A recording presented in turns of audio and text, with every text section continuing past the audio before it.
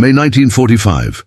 The guns had fallen silent across Europe. Germany was finished. The war we had bled for, fought for, watched our brothers die for, it was over. Or so we thought. My name is James Walker. I was a sergeant in the Third Army under General George S. Patton. I had survived Normandy, the Bulge, the push through Germany. I had seen things no man should ever see, and I genuinely believed that the worst was behind us. I was wrong, because in June of 1945, General Patton called me into his office and gave me an order that would change my life forever. An order that put me behind enemy lines, not German lines, Soviet lines. An order that the history books barely mention. An order that came from a general who refused, absolutely refused, to leave American soldiers behind, no matter who was holding them. This is that story, my story, and I'm telling it now because those men deserve to be remembered. I remember the morning clearly. It was early June, warm for that time of year in Germany. The camp was buzzing with talk of going home. Boys were writing letters, trading addresses, making plans. The war was over. We were supposed to be celebrating. I was walking past the command tent when I overheard Colonel Oscar Koch, Patton's intelligence chief, speaking in a low, tight voice. I caught one phrase that stopped me cold. Somewhere between 700 and 1,000 Americans, sir, still in Soviet custody. I stopped walking, turned around, looked at the tent. 700 Americans, liberated from German camps by Soviet forces, and they weren't coming home.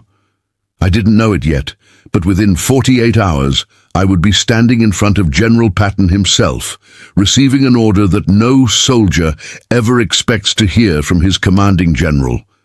Before I tell you what Patton ordered me to do, you need to understand something. This wasn't a gray area. This wasn't complicated international law that lawyers could argue about for years.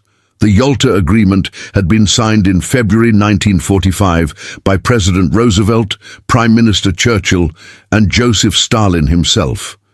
Article 3, Section B was crystal clear.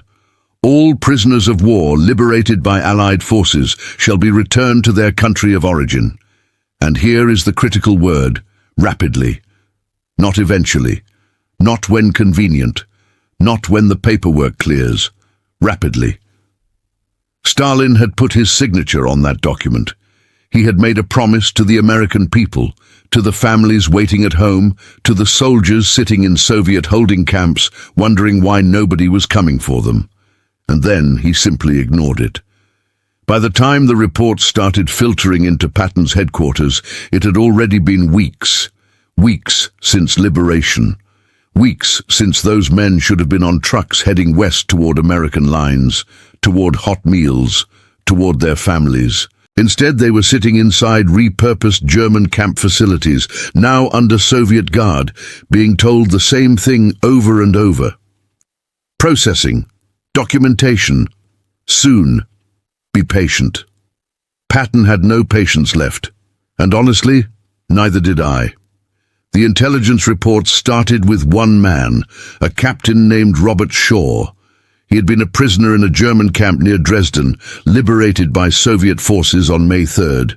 He was told to march east for processing. He marched. He waited.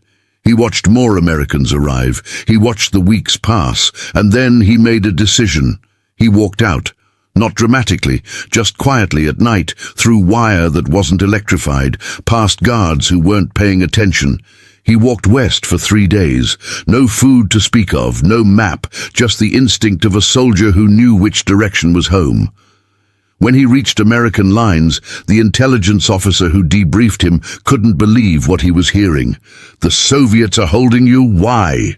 Shaw's answer has stayed with me every day since I first heard it read aloud in that command tent. They said processing, but they keep bringing more Americans in. I think they're collecting us. That word, collecting, like we were something to be gathered up and counted and held, not soldiers, not free men, assets, leverage, witnesses to be kept quiet while Stalin drew his Iron Curtain across the continent. Shaw's report went up the chain: division, corps, army, Patton. I had served under Patton long enough to know his moods. I had seen him furious on the battlefield. That was a controlled fury, directed, purposeful. What I saw when the Soviet situation came to a head was something different. This was personal. This was a man whose concept of honor had been violated in the deepest possible way. He read Shaw's report. He read Koch's intelligence summary. He looked at the list: names, ranks, serial numbers, units, German camp locations, dates of Soviet liberation, 750 Americans, documented and verified, missing. He sent the list to Eisenhower, formally, officially, through every proper channel. The Soviet response came back 3 days later. We have reviewed American claims. We find no evidence of American prisoners in our sector. All liberated personnel have been processed and returned to appropriate Allied authorities. If Americans believe otherwise, they are mistaken. Patton read it again. Then, according to every man in that room, he threw it across his office. They're lying. We have names. We have witnesses. And they're saying these men don't exist. That was the moment Patton stopped waiting for diplomacy to work. That was the moment he started making other plans. That was the moment he sent for me. I want to be honest with you about something. When Sergeant James Walker, when I was called into General Patton's presence, I was not a senior officer. I was not a spy. I was not someone with special intelligence training. What I was a soldier who spoke passable Russian. I had learned it from a neighbor back home in Pennsylvania, an old man named Dmitri, who had come over from Kiev before the First War. We used to sit on his porch in the summers, and he would teach me phrases, words, the rhythm of the language. I never imagined it would matter. In the summer of 1945, it mattered enormously. Patton's orders to me were simple and terrifying at the same time. Walker, I need eyes. I need someone who can get close enough to confirm what we know, that our boys are in those camps, in those specific locations, in those conditions. I need photographs if you can manage them. I need numbers. I need something solid, something real, something I can put in front of Eisenhower and say, here is the proof. Now what are we going to do about it? He paused. And then he said something that I have thought about nearly every day of my life since. These are American soldiers, Walker. They survived the Germans. They deserve to come home. I am not going to leave them there because a Soviet bureaucrat stamped the wrong piece of paper. He looked me directly in the eyes. Can I count on you? There was only one answer a man could give to George Patton in that moment. Yes, sir. I crossed into Soviet-controlled Poland on June 18, 1945. 3 of us in total. No uniforms, no insignia. Civilian clothes scrounged from a supply unit. We had maps, coordinates from escaped prisoners' testimonies, a camera borrowed from an Army Signal Corps photographer, and the kind of fear that sits quietly in your chest and doesn't move. The border crossing itself was anticlimactic.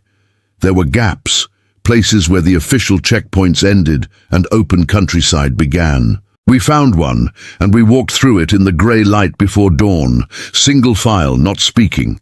Inside Soviet territory, everything looked normal on the surface. Farmhouses, villages, people going about their lives.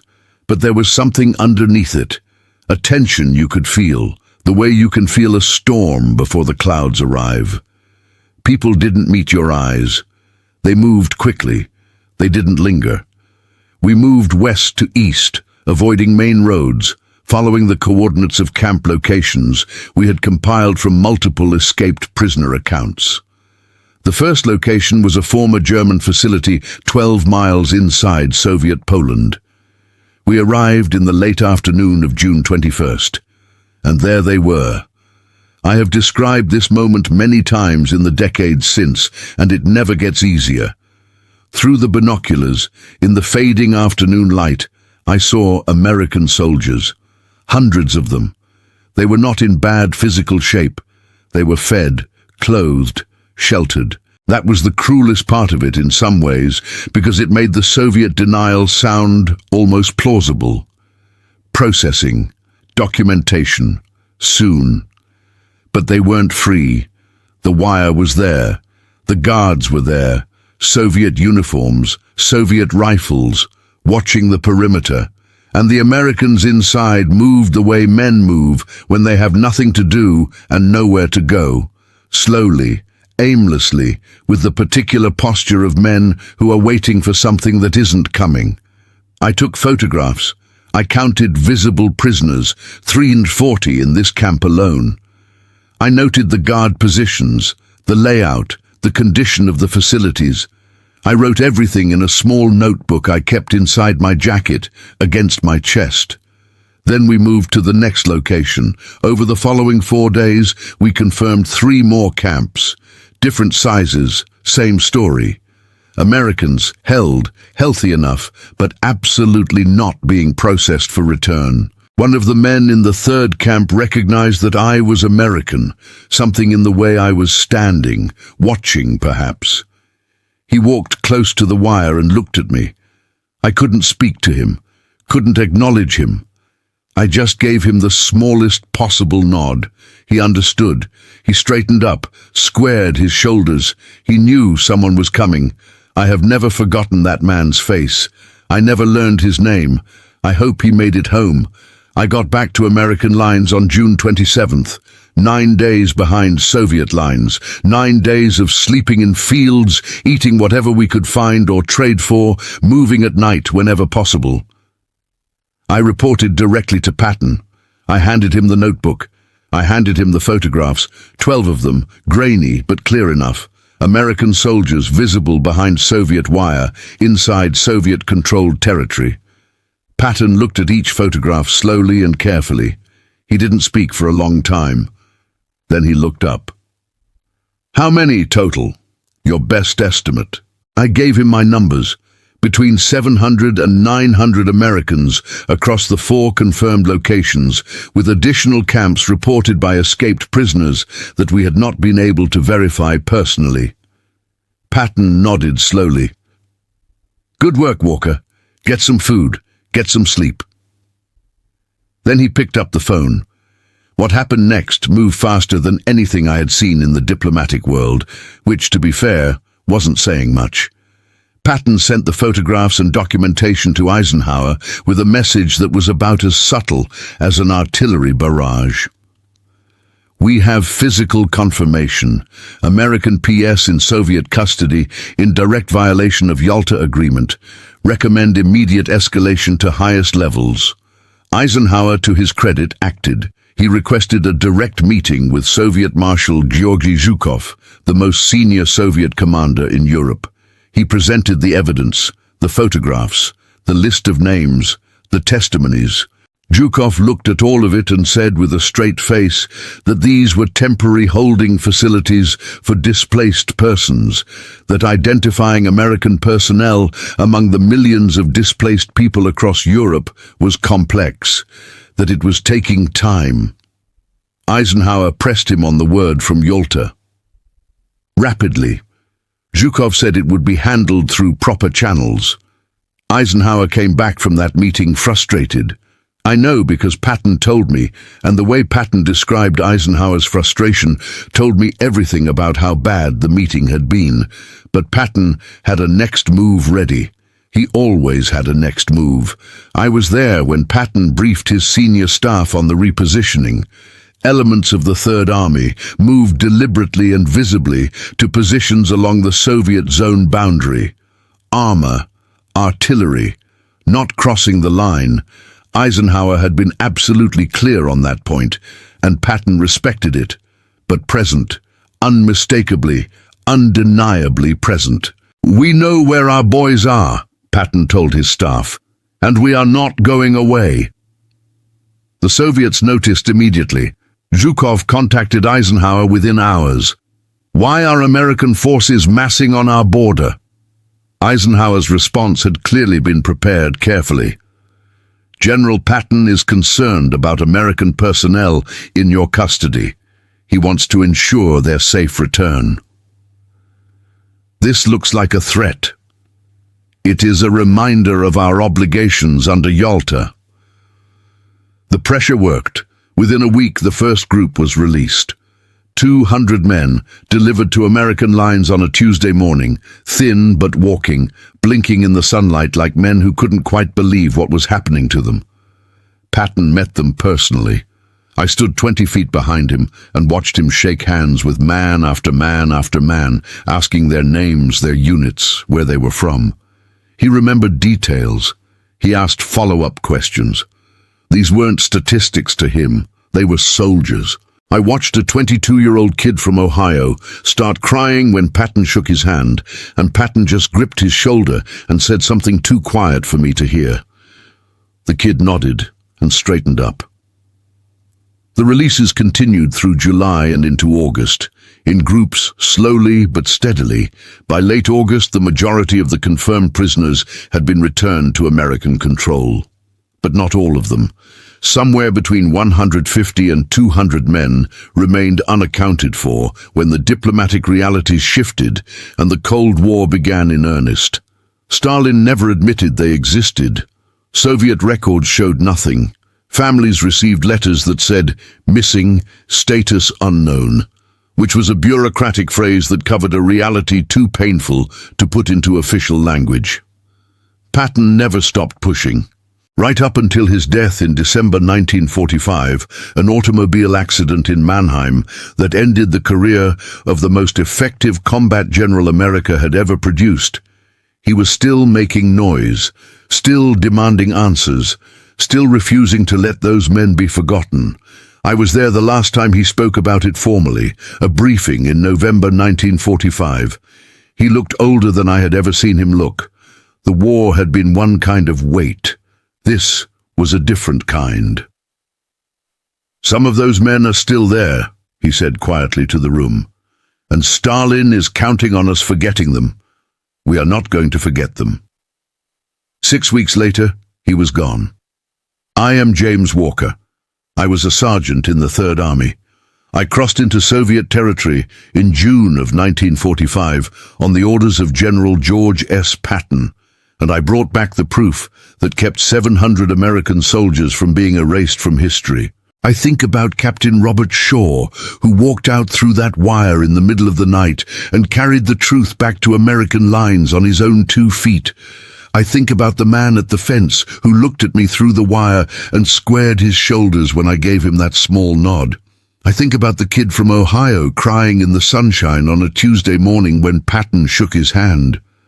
And I think about the ones whose names are still on a list somewhere, whose families got letters that said status unknown, who were left behind when the politics became too complicated, and the alliance, what was left of it, had to be managed. George Patton used to say that an army is a team, not a collection of individuals, not a bureaucratic structure, not a diplomatic bargaining chip, a team. And on a team, you do not leave people behind. You do not trade them away. You do not let them disappear into somebody else's paperwork.